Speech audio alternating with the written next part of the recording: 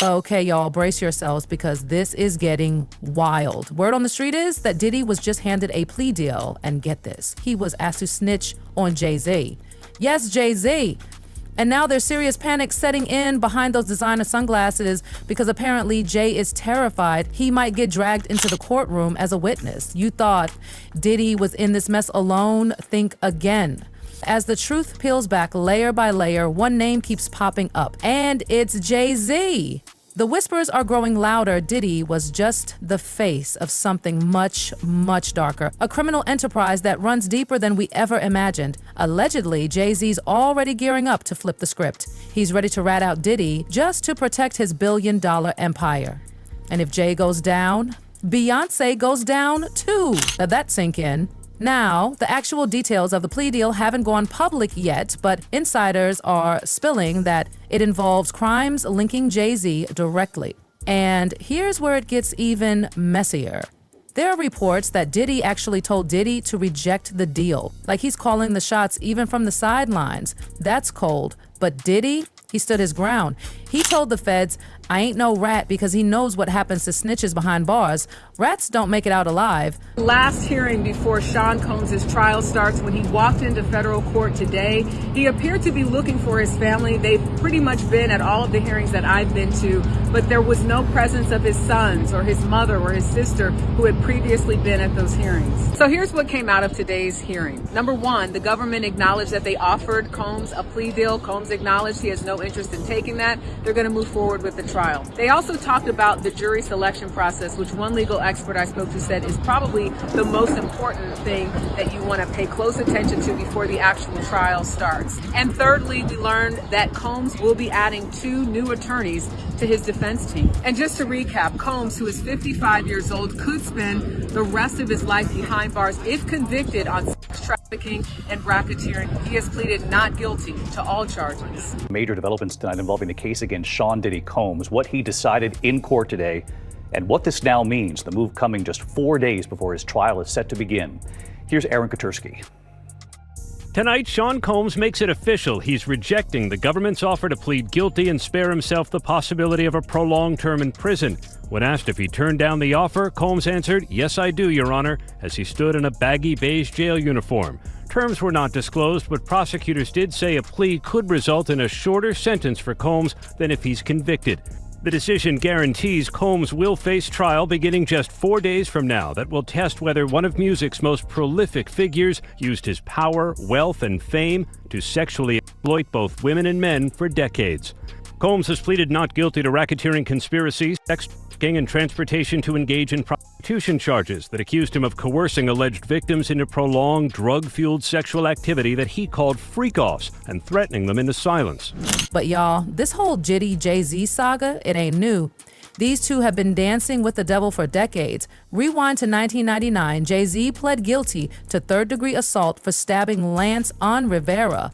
And that wasn't a scuffle, that was cold-blooded. And Diddy, that same year, he got tied to a shooting at a club. So yeah, both of them have been walking this dangerous line for years. The glitz and glam couldn't cover up the violence. Jay-Z's always been able to play it quiet, composed, and businessman-like, but let's not kid ourselves, he's just as dangerous as Diddy. And when you connect the dots, you start seeing that they've been protecting each other this whole time. A top rap star is busted. Jay-Z turned himself in tonight, and the cops started working on his rap sheet, accusing him of a stabbing at a trendy party. Kimberly Richardson is at Midtown South right now. Kimberly. For Rosanna, just a few hours ago, police here at Midtown South arrested Sean Carter, better known as Jay-Z. The rap star voluntarily turned himself in here at the precinct earlier this evening. Now, Carter is being held here in connection with that stabbing fight that erupted at the Kit Kat Club last night. But just a few moments ago, Carter's attorney had this to say. He's not involved in this, period. He was at the club? That's my only comment. He wasn't involved in this. So it was someone else that did the stabbing and the hitting? I didn't say that. I said he was not involved in it.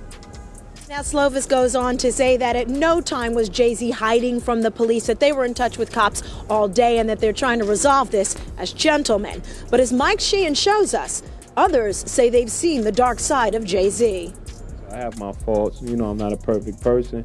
And here's where things just get straight up horrifying. A few months back, both Diddy and Jay-Z were named as defendants in a lawsuit, but suddenly that lawsuit got withdrawn. Why? Well, according to insiders, Jay-Z threatened the victim. Let that sink in. Threatened. Then magically, Diddy gets released from jail, citing some medical emergency. Next thing you know, case dropped. Just like that. Doesn't take a genius to see how that played out behind the scenes, but it gets even darker. A new lawsuit has exploded onto the scene, accusing both Jay-Z and Diddy of raping a 13-year-old girl at an MTV Video Music Awards after party back in 2000. The details are sickening, and Jay-Z is now officially being named in the refiled lawsuit. Jay-Z's only public move? A denial on Roc Nation's Instagram, brushing it off and taking shots at the accuser's lawyer, Tony Busby, accusing him of chasing clout.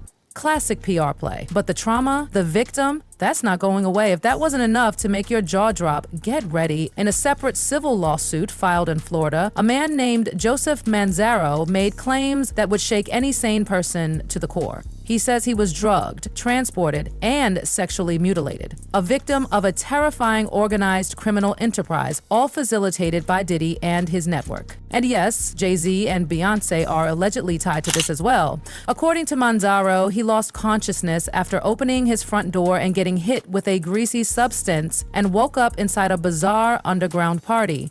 He believes he was taken through a secret tunnel linked to Gloria Estefan's Miami property, ending up at Diddy's mansion. Here's the sickening twist. He claims he woke up at a party for Diddy's then 17-year-old son, Christian, forced to wear a penis mask and paraded through rooms full of celebrities, including Jay-Z and Beyonce, who reportedly watched and commented on him. Beyonce allegedly said, "What's this? What's this all about? Why is this half-naked white man with a penis mask standing here in front of me?" Sean Diddy Combs is facing new accusations of human trafficking as he awaits his federal trial. Jay-Z has, of course, denied everything, but we all know what these polished PR statements are worth. Smoke and mirrors. High-profile individuals, including Jacob Arabo, Jay-Z, Gloria Estefan, LeBron James, and Beyonce Knowles Carter, are identified as witnesses due to their presence or knowledge of the events surrounding the freak-off orchestrated by defendant Diddy. Wow.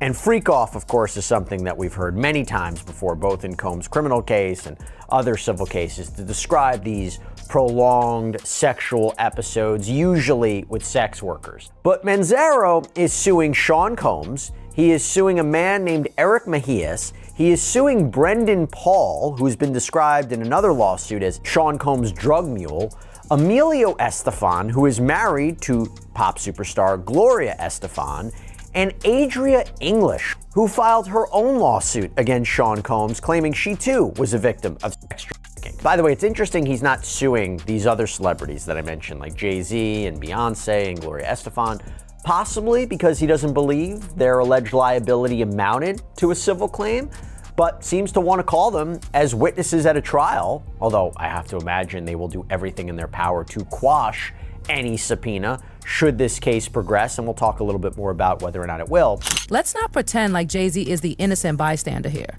Behind the power suits and Super Bowl deals, people like Jaguar Wright, his former backup singer, have come forward calling him and Diddy out as monsters, to even claim she had victims willing to testify against Jay-Z and Beyonce. But guess what? Every time someone challenges Jay-Z, they mysteriously disappear. Coincidence? Diddy always been the type of individual that want to have ups on the next person no matter what they was doing. He did the stuff to Ja Rule so he could go after Jay-Z. They not gonna come out and speak on nothing that has anything to do with them, and they praying that they not on the tape doing crazy stuff, being oiled up in the whole 9 yards. Until the feds say, "Hey, yo, listen here. Hey, buddy, we got you on this tape," and girl looked like she was pretty young. We're not gonna show it, but we need you to come and testify against Brother Love. That's when they're gonna start talking, and they're not gonna be talking in his favor. 250 cameras all over the house. Somebody got caught stealing a cookie out the cookie jar. When you that powerful, you didn't get that powerful without having 1 or 2 or maybe 3 ups on somebody. That the people in power had gave that reign to Diddy, and Jay was next in line. So to separate him, when in fact they may be two of the same, but because Jay-Z is low-key, that low-key sneaky, and Diddy is and was rambunctious, you know, just out with it. It don't mean that they not two of the same. One just a little quiet with his shit. What happened at the basketball game? When they ran into, you guys ran into Jay-Z? They were just talking. They was talking amongst each other about their little white girls. They little skinny white girls. And I mean, did Diddy always say negative things about Jay around you? The time he was trying to get Ja Rule to go at Jay, yeah. Even while locked up, Diddy was still making moves. Leaked audio from Metropolitan Detention Center revealed Diddy using other inmates' credentials to call anonymous numbers. One of those calls to his son, instructing him to contact Jay-Z. They're still operating together, even behind bars. Like I said, Biggie died, Tupac died, and then there was the fight between who was the top rapper now, Nas and Jay-Z, and then the next thing you know, Nas has a nervous breakdown and he's taken out of the game, and it's all Jay-Z. It's all Jay-Z. It's all Jay-Z. And he was working with R. Kelly, and they were making so many records together. You know, they made all of those records together. They both Aaliyah. They shared so much in common. You know? And then there was a falling out. And that's like it never happened. Whoever talks about best of the both worlds, best of both worlds, nobody talks about that. Nobody. Because for 4 years, I've been screaming, not just Diddy, but Diddy and Jay-Z are monsters. And the victim-making machine kept going on. Jay-Z has been notable by his silence since these charges were brought against Diddy. Why do you think that is? Because that's what he does. He starts little fires everywhere, forces everyone involved to go and carry water while he sneaks away without a response. That changes now, Sean. You must respond. You have no choice. Harvey Weinstein, Jeffrey Epstein, Robert Kelly, Sean Combs have one person in common, professionally and privately.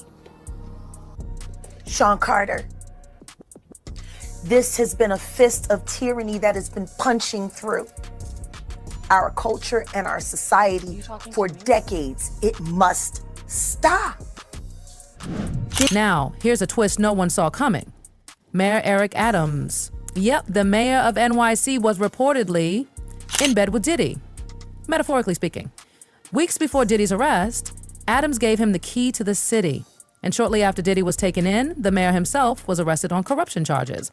The connections run deep. And that's exactly how the feds finally nabbed Diddy. Diddy's prison phone call just leaked and it was posted by Social Details.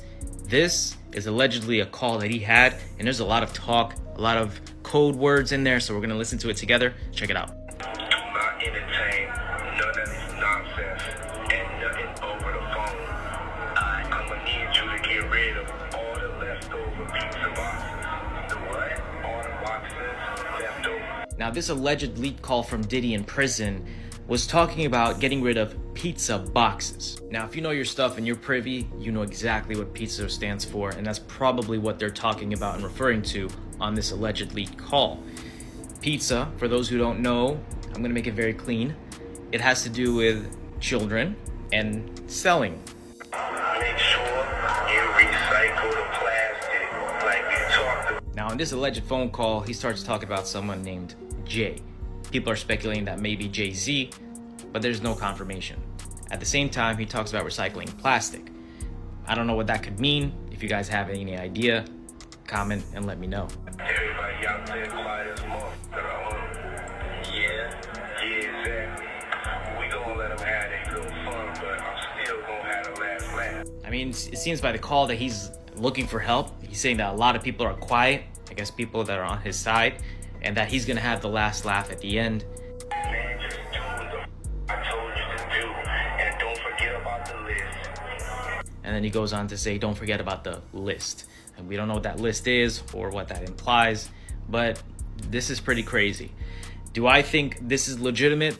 There is no confirmation yet if this is legitimate or not, but this is the alleged leak call of this. Here's the tea no one's brave enough to say out loud. Jay-Z and Beyonce's marriage, it's a business deal. They weren't just guests at Diddy's freak-off parties, they were part of the circle. Jay-Z and B built their billion-dollar empire by riding the wave created by Diddy. And now that wave's crashing.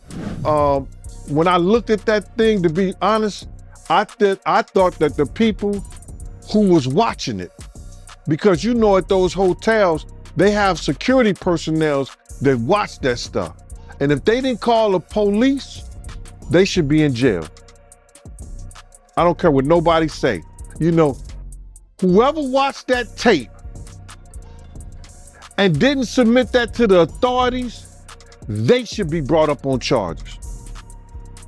Why do you think the video is barely coming out right now? Because you got a lot of people, you know, that's wondering why it took so long.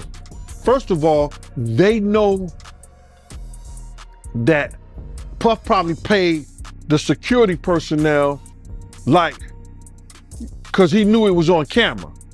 When he made it to the hallway, when she made it to that phone, once that phone picked up, that's going straight to security. That's for emergency purposes only. So either the concierge or somebody that's handling emergency type situations when she picked up that phone. So now, Puff probably had somebody pay them off. 9 times out of 10, he had somebody pay them off, bruh. Big breaking news tonight, and for the first time in the history of New York City, a sitting mayor has been indicted for crimes. ABC News reporting that Mayor Eric Adams has been indicted by a federal grand jury. We do not know yet the exact charges. Federal authorities have been investigating Adams and members of his staff, issuing subpoenas for documents and cell phones. Several members of administration have resigned, some of them also friends of Mayor Adams. Again, Eric Adams, the 110th mayor of New York, has been indicted by a federal grand jury. We'll have the latest online and tonight on Eyewitness News at 11.